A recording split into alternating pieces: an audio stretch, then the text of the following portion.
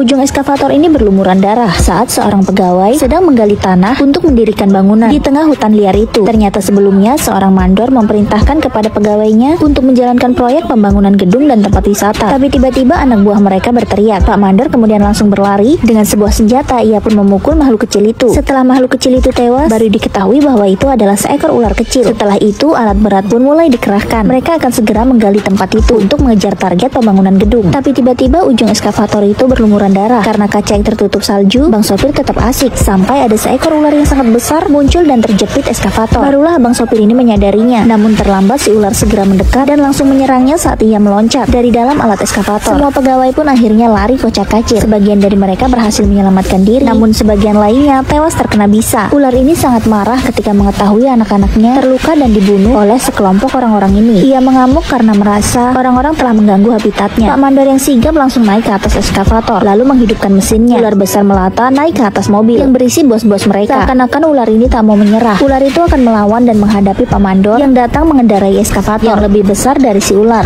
Seekor ular besar bergelantungan di ujung eskavator. Ular itu tak mau melepaskan diri, sementara Pak mandor terus menggerakkan alat berat itu. Namun semakin alat berat itu digerakkan, ular besar itu justru semakin kuat melilit. Namun akhirnya setelah berjuang beberapa saat, ular besar itu akhirnya menyerah. Dia kemudian terjatuh dari eskavator. Saat itulah Pak mandor mengambil kesempatan untuk langsung membunuh ular besar itu. Setelah berhasil melakukannya, pria ini pun merasa puas. Diketahui sebelumnya ular besar itu mengamuk membunuh banyak para pekerja. Ular ini marah karena orang-orang telah mengganggu habitatnya. Saat itu ular ini naik ke atas mobil seolah-olah memberikan perlawanan kepada sebuah alat berat yang mendekat ke arahnya.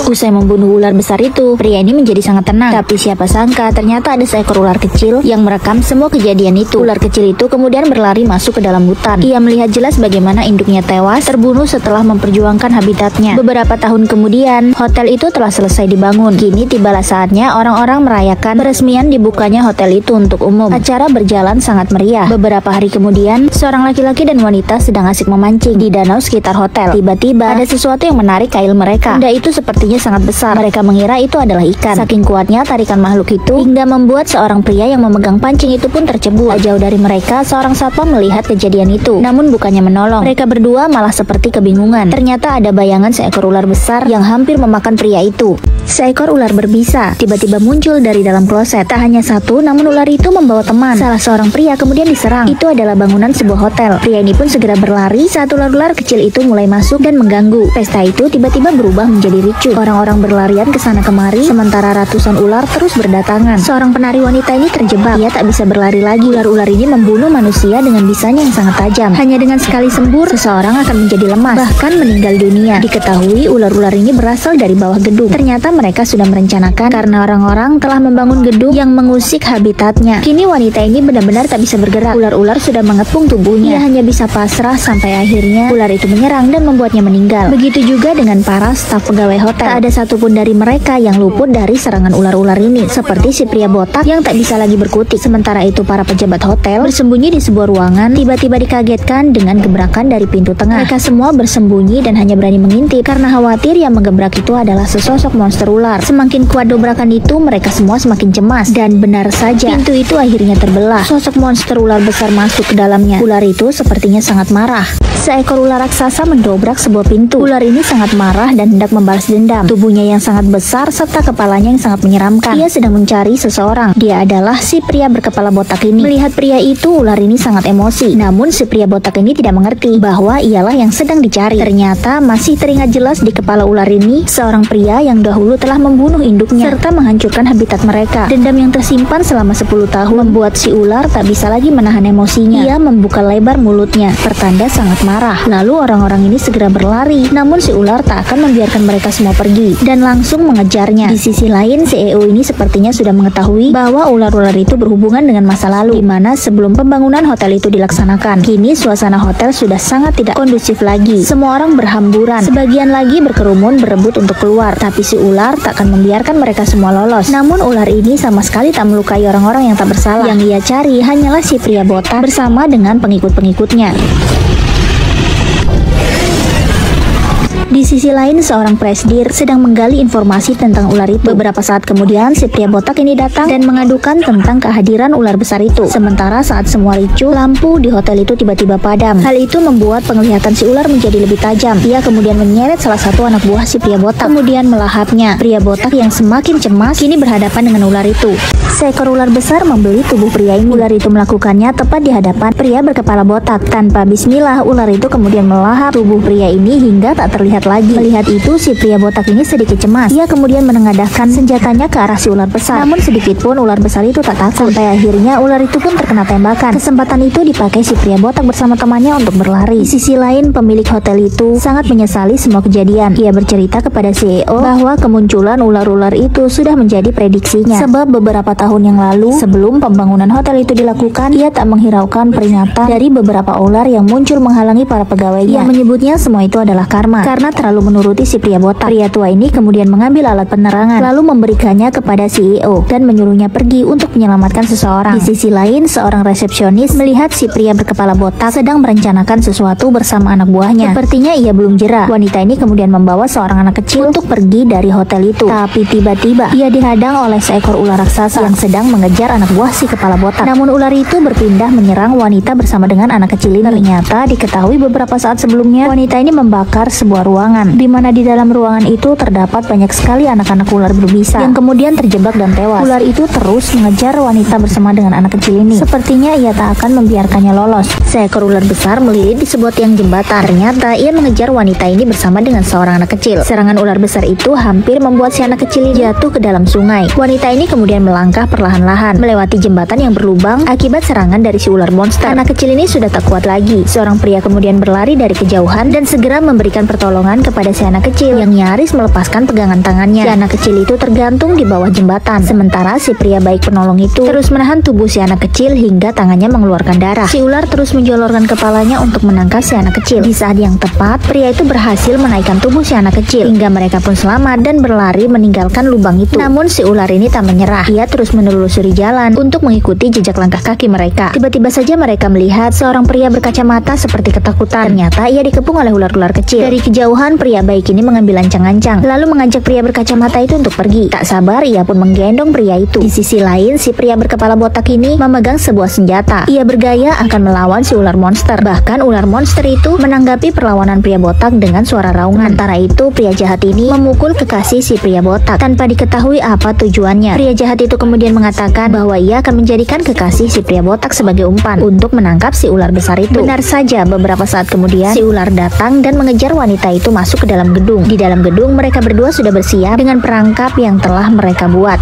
Wanita ini dipukul untuk kemudian dijadikan sebagai umpan. Beberapa saat kemudian, ular besar itu datang. Wanita itu menggiringnya masuk ke dalam bangunan. Ternyata di sana mereka berdua sudah bersiap dengan jaring yang akan menjebak ular itu. Namun pria botak ini tak bisa menarik talinya sebab wanita itu adalah kekasihnya. Seorang pria jahat yang merupakan bosnya sangat kesal. Ia kemudian menendang pria botak itu hingga membuatnya jatuh dari atas sambil menarik tali dari jaring yang sudah dipersiapkan untuk menangkap si ular. Namun sial, kaki wanita ini malah tersangkut. Si ular di dalam jaring mendekati wanita ini. Beruntungnya ia masih selamat. Ia berhasil lepas dan melarikan diri. Sementara si pria botak yang memegang tali kemudian mengikatkannya di sebuah tiang besi. Pria botak ini kemudian mengambil senjata. Ia hendak membunuh si ular besar itu. Namun baru sekali tembakan dan saat hendak menembaknya kembali, senjata pria ini ditendang oleh bosnya. Bosnya mengatakan bahwa ia tak menginginkan ular itu tewas. Setelah itu ia pun pergi meninggalkan si pria botak dan kekasihnya. Kekasihnya yang marah karena pria botak tak menyelamatkannya kemudian pergi dari tempat itu. Melihat kelakuan bos dan juga kekasihnya, pria botak ini malah jadi ngomel-ngomel sendiri. Hujan sepertinya akan turun. Di sisi lain, si pria baik ini terus menyelamatkan orang-orang yang terjebak karena dikejar oleh ular. Saat angin kencang, tiang besi itu rubuh, jaring terbuka, si ular lepas. Sementara itu pria botak dan kekasihnya tiba-tiba saja melihat bosnya yang jahat berbicara dengan si pemilik hotel. Ia berencana akan menjadikan sebuah restoran dengan menu utama daging ular besar. Sepertinya si pria kepala botak ini setuju. Tapi tiba-tiba ia mendengar suara aneh di belakangnya. Benar saja, sosok ular itu kembali muncul.